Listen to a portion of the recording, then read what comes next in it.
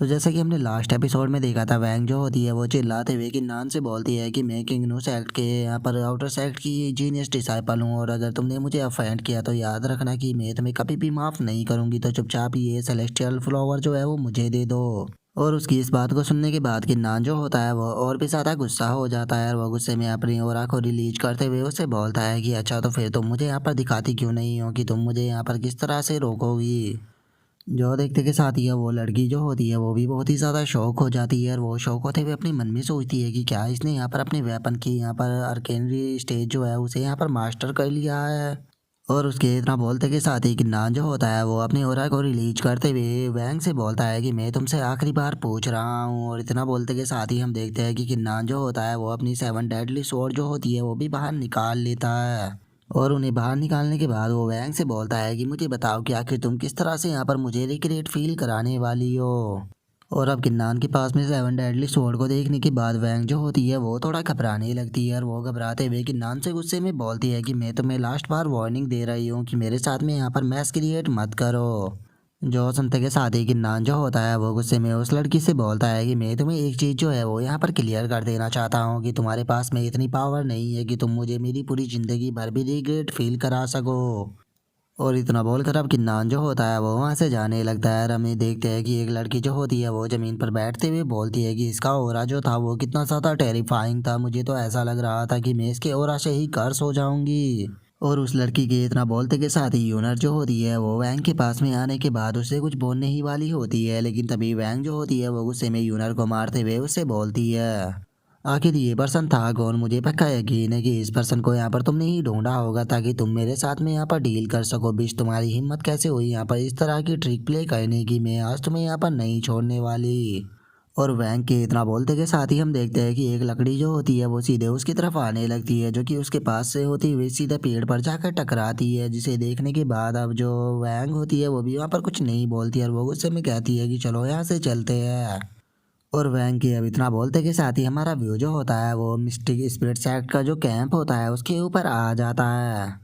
जहाँ पर कि हम देखते हैं कि किन्नान भी अब वापस आ जाता है, और वो वापस आने के बाद बोलता है कि अभी भी यहाँ पर पवेलियन को ओपन होने में काफ़ी टाइम बाकी है, तो इसीलिए सही रहेगा कि इस बचे हुए टाइम में मैं यहाँ पर मेडिटेट कर कर अपनी कल्टीवेशन को स्टेबल करूँ। और किन्नान के इतना बोलते के साथ ही उसके पीछे हमें एक बहुत बड़ा धमाका देखने के लिए मिलता है, जिसे कि किन्नान जो होता है वो भी उस तरफ देखने लगता है, और हम देखते हैं कि वहाँ पर काफ़ी सारे धमाके जो होते हैं वो नॉन स्टॉप होने लगते हैं। और अब इस धमाके को देखने के बाद किन्नान जो होता है वो अपने मन में सोचता है कि सच में ये एनर्जी जो है वो कितनी ज़्यादा टेरिफाइंग है, जिससे कि इतने पावरफुल धमाके वहाँ पर हो रहे हैं। और किन्नान के इतना बोलते ही सेकंड एडलर जो होता है वो भी वहाँ पर आ जाता है, और वो वहाँ पर आते हुए बोलता है कि वहाँ पर क्या हो रहा है। तभी हुआंग लोग जो होता है वो बोलता है कि ऊंचा को देखकर ऐसा लग रहा है कि कोई पावरफुल पर्सन जो है वो वहाँ पर फाइट कर रहा हो। और हुआंग के इतना बोलते के साथ ही हम वहाँ पर दो फिगरों को देखते हैं जो कि आपस में वहाँ पर फाइट कर रहे होते हैं, जिसे देखने के बाद सेकंड एडलर जो होता है वो चिल्लाते हुए बोलता है कि इन दोनों की एनर्जी जो है वो बहुत ही ज़्यादा टेरिफाइंग है। मुझे पक्का यकीन है कि माउंटेन की पीक पर जो दोनों फाइट कर रहे हैं वो मार्शल एंसिस्टर रियलम पर है। जो सुनते के साथ ही किन्नान जो होता है वो अपने मन में सोचता है कि पक्का उन दोनों में से एक पर्सन जो है वो प्रिंसेस म्याओ म्याओ होगी, जो कि माउंटेन के ऊपर ट्रेजर जो थी वो ढूंढने के लिए गई थी।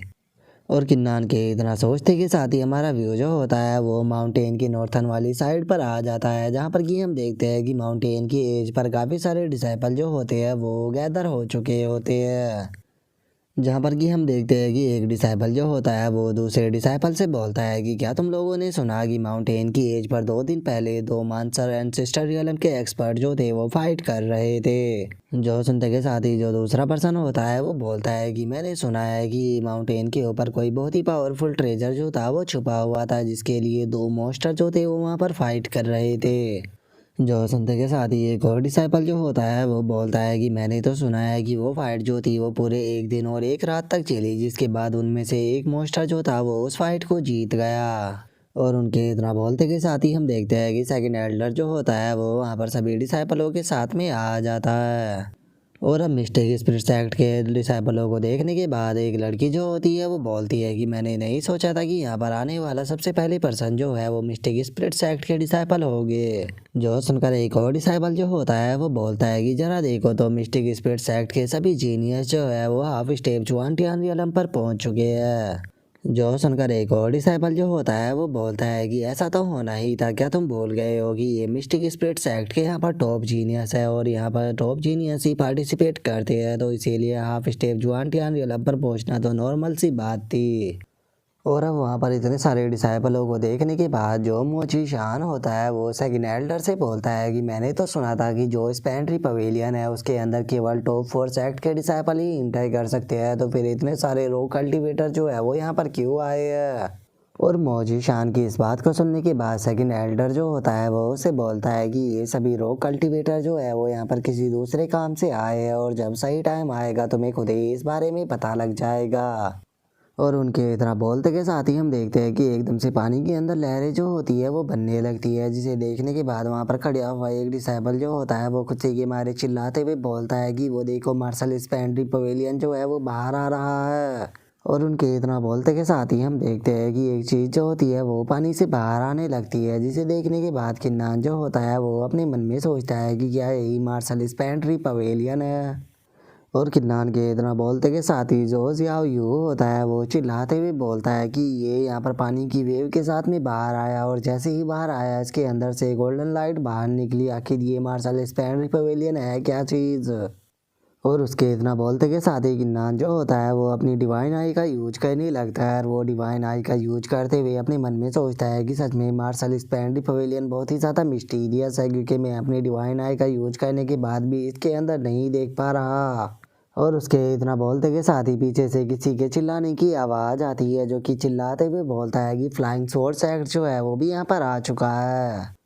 और उनके इतना बोलते के साथ ही हम देखते हैं कि फ्लाइंग स्वॉर्ड सेक्ट के लोग जो होते हैं वो भी वहाँ पर आ जाते हैं।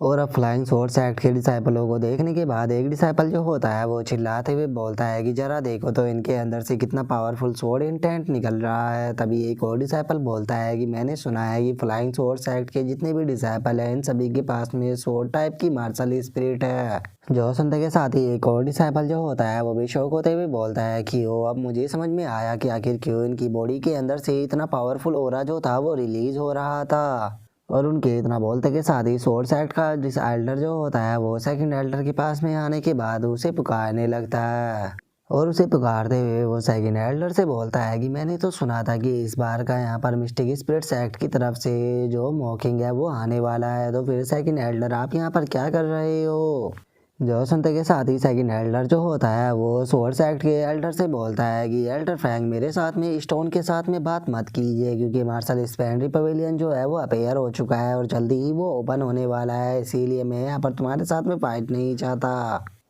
और उस एल्डर के इतना बोलते के साथ ही अब किन्नान का ध्यान जो होता है वो फ्लाइंग स्वॉर्ड सेक्ट का जो डिसाइपल उसके बराबर में खड़ा होता है उसके ऊपर जाता है, जिसे देखने के बाद वो अपने मन में सोचता है कि मैंने नहीं सोचा था कि मैं किसी एक और एवेस्टिक कल्टिवेटर से यहाँ पर मिलूंगा। इस पर्सन को देखकर मैं बता सकता हूँ कि इसकी क्यूआई जो है वो जुआनटियान रियलम के सेकंड लेवल पर जा चुकी है। और किन्नान के इतना सोचते के साथ ही अब जो सेकंड एल्डर होता है वो भी उस डिसाइपल की तरफ देखने लगता है और उसकी तरफ देखते हुए अपने मन में सोचता है कि यहाँ पर जो ये हुआंग है ये 10th ग्रेड हुआंग रैंक की मार्शल स्पिरिट को पोजेस करता है। और उसी के साथ में अगर इसके मार्शल स्किल टैलेंट की यहाँ पर बात की जाए तो वो भी इनक्रेडिबल है और इस तरह की रूमर्स भी है कि इसकी अटैक पावर जो है वो बहुत ही ज़्यादा है, इसीलिए मुझे लगता है कि मार्शल स्पेंट्री पवेलियन के अंदर ये बहुत ही स्ट्रॉन्ग अपोनेंट होने वाला है। और सेकंड एल्डर के इतना सोचते के साथ ही अब वहाँ पर खड़ा हुआ एक रोग डिसाइपल जो होता है वो खुश होकर चिल्लाते हुए बोलता है कि जरा देखो तो किंगनो सेक्ट के लोग भी अब यहाँ पर आ गए। और उस बंदे के इतना बोलते के साथ ही हम देखते हैं कि किंगनो सेक्ट की जो एल्डर और जो डिसाइपल होती है वह वहाँ पर आ जाती है, जिन्हें देखने के बाद वहाँ पर खड़े हुए डिसाइपल बोलते हैं कि जरा देखो तो किंगनो सेक्ट की डिसाइपल जो है वो कितनी ज़्यादा खूबसूरत है।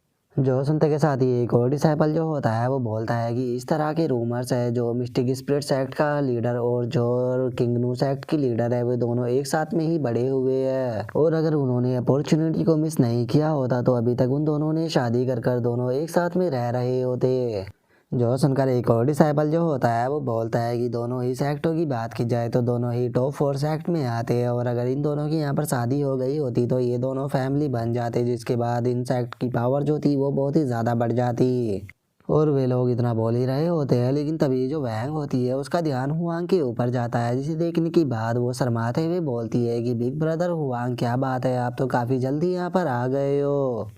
जो सुनने के बाद हुआंग जो होता है वो वैंग से बोलता है कि वैंग, क्या बात है, तुम तो काफ़ी ज़्यादा खूबसूरत हो गई हो। याद रखना, जब मार्शल स्पेंडी पवेलियन का ट्रायल ख़त्म हो जाएगा तो उसके बाद तुम्हें मेरे रूम के अंदर आना है। जो सुनकर हम देखते हैं कि वैंग जो होती है वो काफ़ी ब्लश करने लगती है, और उसी के साथ में वहाँ पर बाकी के खड़े हुए लोग जो होते हैं वो रोने लगते हैं, और वे रोते हुए बोलते हैं कि हमारी गोडस जो है वो छिन गई। और वे लोग इतना बोल ही रहे होते हैं, तभी यूनर जो होती है वो चिल्ला कर किन्नान की तरफ भागते हुए बोलती है कि बिग ब्रदर तुम यहाँ पर हो। जो देखने के बाद किन्नान जो होता है वो बहुत ही फनी तरह से वहाँ पर खांसने लगता है, जो देखने के बाद जो वांग लोंग और जो जियाओ होते हैं वे दोनों बहुत ही फनी तरह से हंसने लगते हैं। और अब किन्नान को वहाँ पर देखने के बाद हुआंग जो होती है वो चिल्लाते हुए बोलती है कि ये तो तुम हो, इसका मतलब तुम मिस्टिक स्पिरिट सेक्ट के डिजाइपल हो। ब्रदर हुआंग, ये पर्सन जो है इसने लास्ट टाइम मुझे बुली किया था, इसने मुझसे गंदी तरह से बात ही नहीं की बल्कि इसने मेरे सेलेस्टियल फ्लावर भी मुझसे छीन लिए। जो सुनते के साथ ही अब हुआंग जो होता है उसे काफ़ी ज़्यादा गुस्सा आने लगता है, और वो गुस्से में किन्नान की तरफ देखते हुए बोलता है कि क्या सच में इस तरह की चीज़ें हुई थी। जो सुनते के साथ ही अब योनर जो होती है वो वैंग के ऊपर चिल्लाते हुए बोलती है कि वैंग, इस तरह की चीज़ें जो है वो कहना बंद करो, क्योंकि तुम यहाँ पर बिग ब्रदर से जो उनके सेलेस्टियल फ्लावर थे वो छीनना चाहती थी, उनकी तुमने उन्हें बहुत ही गंदी तरह से भी ट्रीट किया, लेकिन उसके बाद भी तुम उनसे उनके सेलेस्टियल फ्लावर जो थे वो नहीं छीन पाए, क्योंकि तुम बहुत ही ज़्यादा कमज़ोर हो उनके सामने, तो इसीलिए सही रहेगा कि तुम यहाँ पर गिव अप कर दो। जो सुनते के साथ ही वैंग चिल्लाते हुए बोलती है कि तुम अपने मुंह को बंद रखो। और उसके इतना बोलते के साथ ही हम देखते हैं कि जो हुआंग होता है वो किन्नान के सामने आकर अपनी ओरा को रिलीज करना शुरू कर देता है, जिसे देखने के बाद अब वहाँ पर खड़ा हुआ एक डिसाइपल जो होता है वो बोलता है कि ये लोग अभी अभी यहाँ पर मिले और इन लोगों ने फाइट भी शुरू कर दी। जो सुनते के साथ ही एक और बंदा जो होता है वो बोलता है कि क्या तुमने नहीं सुना, यहाँ पर वो किंग नू सेक्ट की जो डिसाइपल थी उसने कहा कि किन्नान ने उसे बुली किया है, तो अगर क्या तुम्हारी वोमेन को कोई पर्सन बुली करेगा तो तुम उसका बदला नहीं लोगे। जो सुनते के साथ ही एक और बंदा जो होता है वो हंसते हुए बोलता है कि मैं यहाँ पर खड़े हुए काफ़ी ज़्यादा ही बोर हो रहा था, लेकिन चलो अब हमें यहाँ पर एक अच्छा शो जो है वो देखने के लिए मिलेगा। मैं इस चीज़ को देखने के लिए काफ़ी ज़्यादा क्यूरियस हूँ कि आखिर इन दोनों में पावरफुल कौन है। और उनके इतना बोलते के साथ ही अब सेकंड एल्डर जो होता है वो बीच में आ जाता है, और वो बीच में आते हुए हुआंग से बोलता है कि जूनियर, मुझे नहीं लगता कि यहाँ पर तुम्हारा एरोगेंट बनना सही रहेगा। जो सुनते के साथ ही हम देखते हैं कि फ्लाइंग स्वॉर्ड सेक्ट का एल्डर जो होता है वो जोर जोर से हंसने लगता है,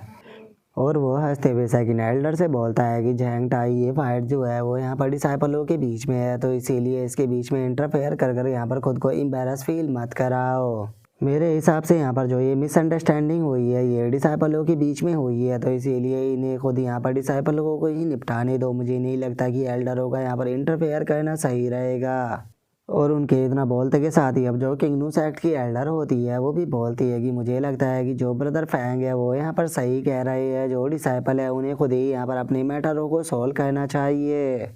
और उसके इतना बोलते के साथ ही जो फ्लाइंग सेक्ट का एल्डर होता है वो अपने मन में सोचता है कि यहाँ पर ये बच्चा जो है वो भी एक एवेस्टिक कल्टीवेटर है, लेकिन हुआंग जो है उसके पास में 10th ग्रेड हुआंग रैंक की मार्शल स्पिरिट है, तो इसीलिए उसका हारने का यहाँ पर सवाल ही पैदा नहीं होता।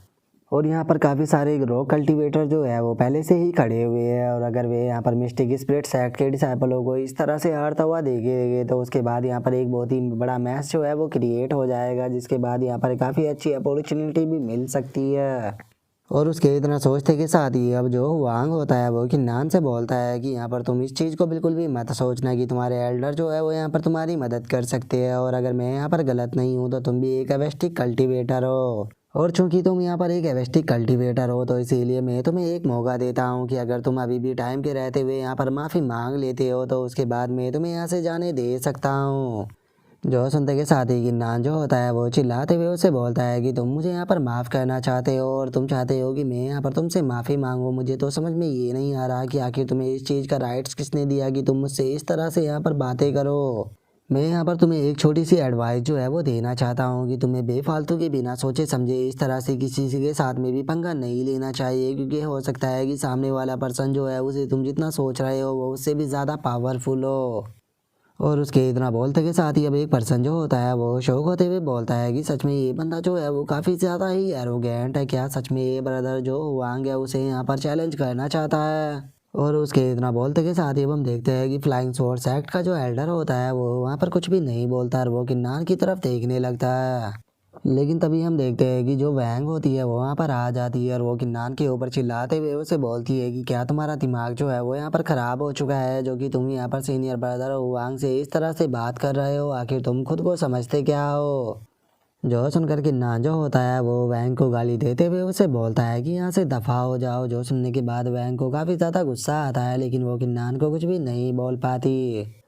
लेकिन हम देखते हैं कि इस चीज़ के कारण वहाँ पर जो वांग होता है उसे बहुत ही ज़्यादा गुस्सा आ चुका होता है और वो अपनी ओरा को रिलीज करते हुए उससे बोलता है कि तुम गलत थे, इसीलिए मैंने यहाँ पर तुम्हें अपोलोजाइज मांगने के लिए बोला था। लेकिन अभी अभी तुमने जो ये शब्द बोले यहाँ पर इसके कारण जो वैंग है उसकी काफ़ी ज़्यादा बेइज्जती हुई है, जिसे कि मैं माफ़ नहीं कर सकता। तुमने यहाँ पर अपनी लाइन जो थी उसे क्रॉस कर दी है, तो इसीलिए आप मुझे रोथलेस बनने के लिए यहाँ पर ब्लेम मत करना। और वहाँ की इस बात को सुनने के बाद वहाँ पर खड़े हुए एल्डर और जो डिसेबल होते हैं वो हंसते हुए अपने मन में सोचते हैं कि चलो अब ये बच्चा जो है वो यहाँ पर हुआंग के हाथों से ख़त्म होने वाला है। और उनके इतना सोचते के साथ ही हम वैंग को देखते हैं जो कि गुस्से में किन्नान की तरफ ही घूर रही होती है। और अब हम देखते हैं कि जो किन्नान होता है वो भी वहाँ पर अपनी ओरा को रिलीज कर देता है, जिसे देखने के बाद वहाँ पर खड़े हुए डिसेबल जो होते हैं वो चिल्लाते हुए बोलते हैं कि जरा इस बंदे का यहाँ पर स्वॉर्ड इंटेंट तो देखो कितना पावरफुल है, और इसकी क्यूआई को देखकर ऐसा लग रहा है कि ये जुआनटियान रियल के सेकंड लेवल पर पहुँच चुका है। लेकिन अगर इसी यहाँ पर कल्टीवेशन देखो तो ये तो अभी भी यहाँ पर हाफ स्टेप जुआनटियान रियलम पर ही है, तो क्या इसका मतलब ये है कि ये बंदा भी यहाँ पर एक अवेस्टिक कल्टीवेटर है। सच में जो मिस्टिक स्पिरिट सेक्ट का डिसाइपल है ये इतना ज़्यादा कमज़ोर भी नहीं है। अब मुझे समझ में आया कि ये यहाँ पर इतना ज़्यादा एरोगेंट क्यों बन रहा था। इसका मतलब इसके पास में इतनी पावर है कि ये यहाँ पर हुआंग को चैलेंज कर सकता है। और उन डिसाइपलों के इतना बोलते के साथ ही जो सेकंड एल्डर होता है वो अपनी आंखों को बंद करते हुए अपने मन में सोचता है कि मुझे लगता है कि जो हुआंग है वो यहाँ पर मरना चाह रहा है। और सेकंड एल्डर के इतना सोचते के साथ ही हम देखते हैं कि वहाँ पर एक और पावरफुल पर्सन जो होता है वो आ जाता है, जो कि वहाँ पर आकर हंसते हुए बोलता है कि आखिर वो पर्सन है कौन जो कि जीनियस हुआंग को यहाँ पर फाइट के लिए मजबूर कर रहा है। सच में ये तो बहुत ही ज़्यादा इंटरेस्टिंग है, जितना मैंने सोचा था ये उससे भी ज़्यादा इंटरेस्टिंग है, और इस तरह की इंटरेस्टिंग चीज़ को मैं बिना देखे कैसे छोड़ सकता हूँ। और उस मोटे बंदे के इतना बोलते के साथ ही हम देखते हैं कि उस मोटे बंदे के साथ में एक एल्डर और कुछ डिसाइपल जो होते हैं वो भी वहाँ पर आ जाते हैं। और अब उन्हें वहाँ पर देखने के बाद वहाँ पर खड़े हुए डिसाइपल जो होते हैं वो चिल्लाते हुए बोलते हैं कि इनका ऑरा कितना ज़्यादा टेरिफाइंग है, क्या ये लोग फ्लेम सेक्ट से है। तभी एक और बंदा बोलता है कि हाँ ये लोग फ्लेम सेक्ट से ही है, जो कि टॉप 4 सेक्टों में से एक है। लगता है कि ये लोग भी यहाँ पर आ गए। और उन डिसाइपलों के इतना बोलते के साथ ही जो हुआंग होता है वो गुस्से में उस मोटे से बोलता है कि वी हाउ ये हमारे यहाँ पर बिजनेस है, इसीलिए तुम्हें इसके अंदर इन्वॉल्व होने की कोई ज़रूरत नहीं। और अब उस फैटी के नाम को सुनते के साथ ही वहाँ पर खड़े हुए डिसाइपल जो होते हैं वो भी काफ़ी ज़्यादा शौक हो जाते हैं, और वे शौक होते हुए बोलते हैं कि क्या ये पर्सन वी हाउ है। अगर वी हाउ यहाँ पर आया है तो इस ट्रायल का यहाँ पर नंबर 1 डिसाइपल जो है वो पहले ही यहाँ पर डिसाइड हो चुका है। जो सुनकर एक और बंदा जो होता है वो बोलता है कि मैंने वी हाउ के बारे में पहले भी सुना था, फाइनली आज इसे मैंने अपनी आंखों से देख लिया। और उनके इतना बोलते के साथ ही अब सेकंड एल्डर जो होता है वो वी हाउ के बारे में बताते हुए अपने डिसाइपलों से बोलता है कि जो वी हाउ है उसके पास में यहाँ पर 10th ग्रेड हुआंग रैंक की मार्शल स्पिरिट है, और उसी के साथ में इसके पास में मार्शल स्किल का जो टैलेंट है वो भी आउटस्टैंडिंग है। और केवल इतना ही नहीं, ये पर्सन जो है वो भी किन्नान की ही तरह यहाँ पर अपने वेपन के अर्केन रियलम की मिनर स्टेज पर पहुंच चुका है, और उसी के साथ में ये सेक्ट लीडर का यहाँ पर बेटा भी है, जिस कारण इसका बैकग्राउंड जो है वो बहुत ही ज़्यादा टेरिफाइंग है। और इतनी यंग एज के अंदर ही ये पूरे के पूरे किंगडम के अंदर बहुत ही ज़्यादा फेमस हो चुका है। जो सुनकर अब किन्नान जो होता है वो भी वी हाउ की तरफ देखने लगता है, और जो वी हाउ होता है वो हंसते हुए बोलता है कि हुआंग मैं यहाँ पर फ्रीली इंटरेस्टेड हूँ तुम्हारे इस मैटर के अंदर इन्वॉल्व होने में, और अगर तुम इस चीज़ को यहाँ पर पसंद भी नहीं भी करते हो तो मुझे इस चीज़ से यहाँ पर कोई भी फ़र्क नहीं पड़ता। उसके बाद भी मैं इंटरफेयर करूँगा, और मत बोलो कि अगर तुम एक एवेस्टिक कल्टीवेटर भी हो तो उसके बाद भी तुम यहाँ पर मेरा कुछ नहीं बिगाड़ सकते। जो सुनकर अब वांग जो होता है वो भी गुस्से में वी हाउ की तरफ देखने लगता है, और वो वी हाउ की तरफ देखते हुए अपने मन में सोचता है कि अगर मुझे इस पर्सन को सरपास नहीं करना होता तो मैं कभी भी एवेस्टिक कल्टीवेटर के रास्ते को नहीं चुनता। और हम लोग जल्दी ही यहाँ पर मार्शल स्पेंट्री पवेलियन जो है उसके अंदर इंटर करने वाले हैं, इसीलिए मेरा यहाँ पर कोई भी इंटेंशन नहीं है इस पर्सन के साथ में यहाँ पर फाइट करने का। और हुआंग ये सोच ही रहा होता है, तभी वी हाओ जो होता है वो वैंग की तरफ देखते हुए बोलता है कि हुआंग अगर मैं गलत नहीं हूँ तो ये लड़की यहाँ पर तुम्हारी है, और अगर इसके नाम की बात की जाए तो शायद इसका नाम हुआंग रोलिंग है। और सच बताओ तो मुझे यहाँ पर तुम्हारी लड़की जो है वो काफ़ी ज़्यादा पसंद आई, अगर तुम इस लड़की को मुझे यहाँ पर गिफ्ट कर देते हो तो मैं तुम्हारे साथ में कोऑपरेट करने के लिए तैयार हूँ। जो सुनते के साथ ही हुआंग जो होता है वो वी हाउ से बोलता है कि अगर तुम्हें ये पसंद आई तो ये तुम्हारी हुई। जो सुनते के साथ ही जो वैंग होती है वो भी काफ़ी ज़्यादा शौक हो जाती है, लेकिन तभी जो हुआंग होता है वो वैंग को समझाते हुए उससे बोलता है कि तुम्हें इस चीज़ से क्या फ़र्क पड़ रहा है, अगर तुम यहाँ पर वी हाउ के साथ में जाती हो तो तुम्हारा फ्यूचर जो है वो बहुत ही ज़्यादा ब्राइट होने वाला है, तुम्हें इस चांस को नहीं छोड़ना चाहिए क्योंकि इस तरह का चांस तुम्हें दोबारा नहीं मिलेगा। जो सुनकर अब वैंग जो होती है उसे काफ़ी ज़्यादा गुस्सा आने लगता है, और वो गुस्से में अपने मन में सोचती है कि हुआंग सच में मैं अंधी थी जो कि मैंने तुम्हें चूज़ किया। और इतना सोचते के साथ ही अब जो वैंग होती है वो वी हाउ के पास में आने लगती है, और वो वी हाउ के पास में उसके आते हुए बोलती है कि ब्रदर वी हाउ, मैं उम्मीद करती हूँ कि आप मेरा अच्छे से ध्यान रखोगे और आपको टेंशन लेने की बिल्कुल भी ज़रूरत नहीं है क्योंकि मेरे और हुआंग के बीच में कुछ भी नहीं हुआ है, मैं अभी तक भी वर्जिन हूँ। जो सुनते के साथ ही वी हाउ जो होता है वो जोर जोर से हंसने लगता है, और वो हंसते हुए बोलता है कि बहुत बढ़िया, आज के बाद तुम्हें यहाँ पर कोई भी बुली नहीं कर पाएगा, जो भी तुम्हें बुली करने की कोशिश करेगा उसे मेरे साथ में डील करनी पड़ेगी। जो सुनते के साथ ही हम देखते हैं कि किंगनू और जो फ्लाइंग स्वॉर्ड सेक्ट के एल्डर होते हैं वे दोनों भी उनकी तरफ देखने लगते हैं।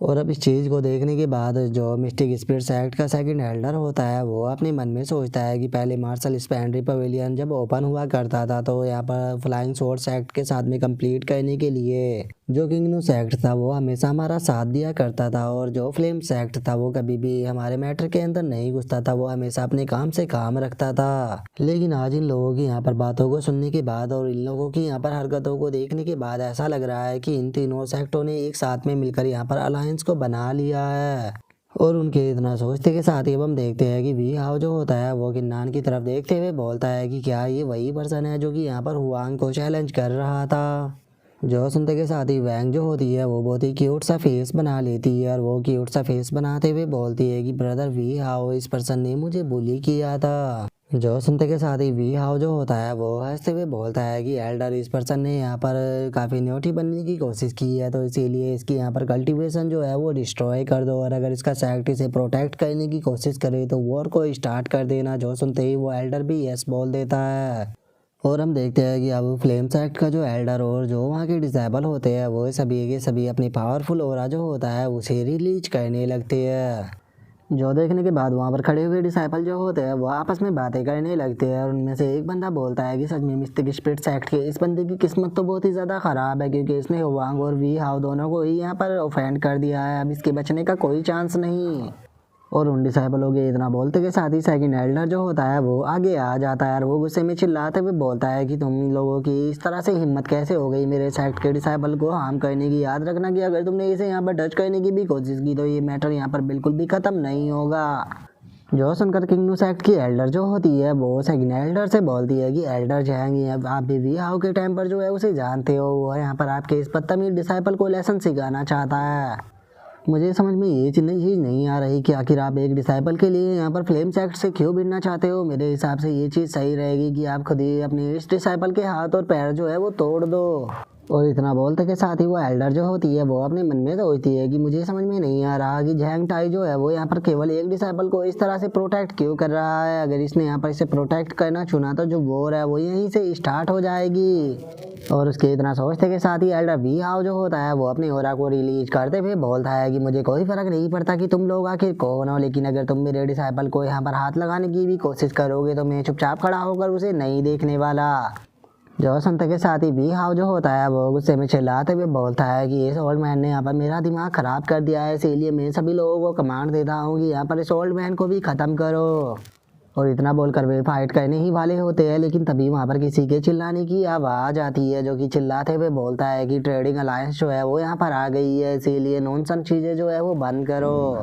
और इतना बोलते के साथ ही हम देखते हैं कि ट्रेडिंग अलायंस के लोग जो होते हैं वो वहाँ पर आने लगते हैं। और अब ट्रेडिंग अलायंस को देखने के बाद वहाँ पर खड़े हुए लोग जो होते हैं वो आपस में बातें करने लगते हैं और वे आपस में बातें करते हुए बोलते हैं कि जरा देखो तो ट्रेडिंग अलायंस भी यहाँ पर आ गया है। मैंने नहीं सोचा था कि ट्रेडिंग अलायंस जो है वो यहाँ पर आएगा। और इसने यहाँ पर आने की बात केवल अपने एक ही शब्द से यहाँ पर जो फायर्स एक्ट के लोग थे उन्हें वहीं पर ही रोक दिया।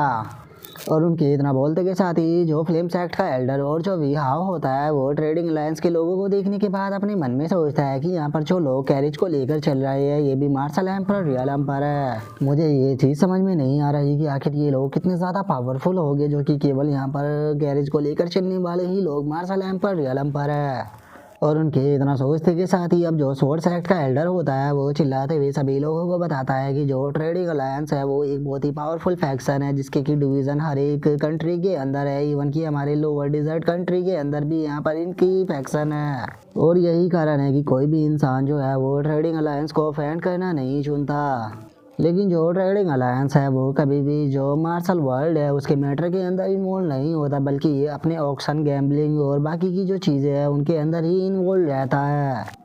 जो सुनते के साथ ही अब गिन्नान भी थोड़ा सरप्राइज हो जाता है और वो ट्रेडिंग अलायंस के लोगों की तरफ देखते हुए अपने मन में सोचता है कि जो सेक्रेट पैलेस है वो भी यहाँ पर इन्हें ऑफेंड करना नहीं चाहता। सच में ट्रेडिंग अलायंस के लोग तो बहुत ही ज़्यादा टेरिफाइंग है। और उसके इतना सोचते के साथ ही अब स्वॉर्ड एक्ट का जो एल्डर होता है वो रिस्पेक्ट देते हुए बोलता है कि मैं स्वॉर्ड एक्ट का एल्डर हूँ और क्या मैं जान सकता हूँ कि आखिर ट्रेडिंग अलायंस की तरफ से कौन रिस्पेक्टेड पर्सन जो है वो यहाँ पर आया है।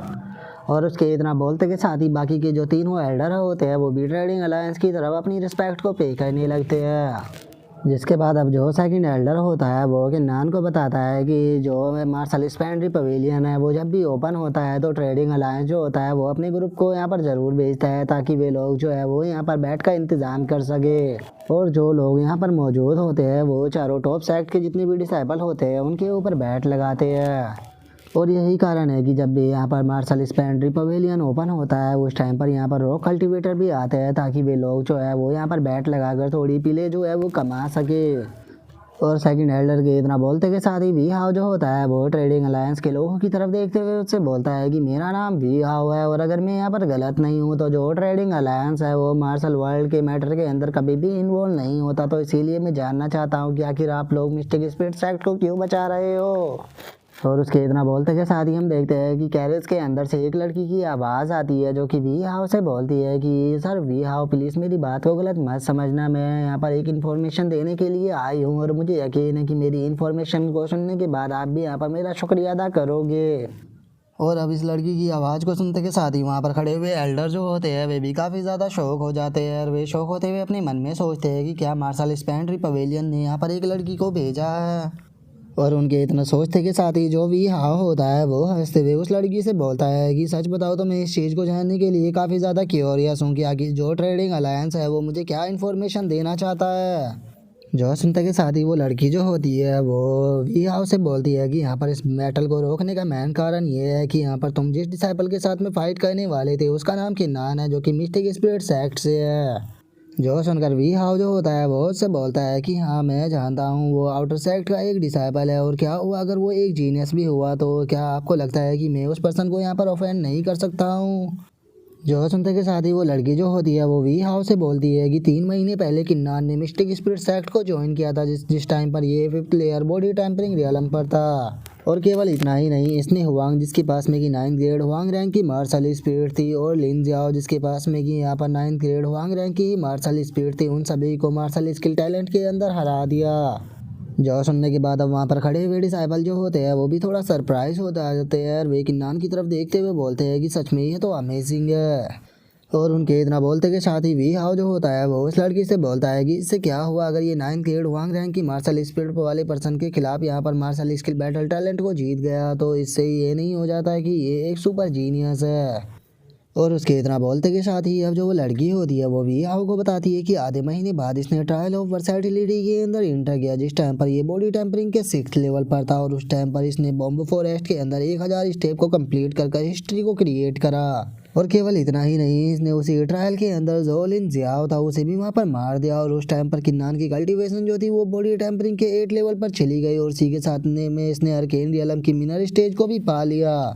जो सुनते के साथ ही वहाँ पर खड़े हुए डिसाइपल जो होते हैं वो शो होकर चिल्लाते हुए बोलते हैं कि आखिर ऐसा पॉसिबल भी कैसे है, एक 8 ग्रेड वांग रैंक की मार्शल स्पिरिट का पर्सन जो है वो 9th ग्रेड वांग रैंक की मार्शल स्पिरिट के जीनियस को कैसे ही मार सकता है। और उनके इतना बोलते के साथ ही वहाँ पर खड़े हुए और डिसाइपल जो होते हैं वो भी चिल्लाते हुए बोलते हैं कि इसने केवल इतने कम टाइम में अपनी कल्टीवेशन को ही इंक्रीज नहीं किया, बल्कि इसने अर्केन रियलम की मिनर स्टेज जो थी वो भी पा ली, और इसमें इसे केवल आधे महीने का ही टाइम लगा। और उनके इतना बोलते के साथ ही वो लड़की जो होती है वो बताती है कि आधा महीना पहले भी इसने आउटर साइड के अंदर एक ट्रायल के अंदर पार्टिसिपेट किया था, जी, जहाँ पर कि इसने 9th ग्रेड वांग रैंक की मार्शल स्पिरिट के ही जीनियस को हराया और इस ट्रायल में अपनी जगह बनाई। और इन्वेस्टिगेशन के हिसाब से जो किन्नान है, इसने जैसे ही मिस्टिक स्पिरिट्स एक्ट को ज्वाइन किया था तो उसी टाइम पर ये ग्रेट एल्डर का जो था वो डिसाइपल बन गया था। और अब उस लड़की के इतना बोलते के साथ ही हमारा आज का एपिसोड जो होता है वो यहीं पे कंप्लीट हो जाता है। तो नेक्स्ट एपिसोड में देखें कि आगे क्या होता है। अगर आप लोगों को वीडियो अच्छी लगी हो तो लाइक करना, चैनल को सब्सक्राइब करना। मैं मिलता हूँ नेक्स्ट एपिसोड में, तब तक के लिए बाय बाय गाइज।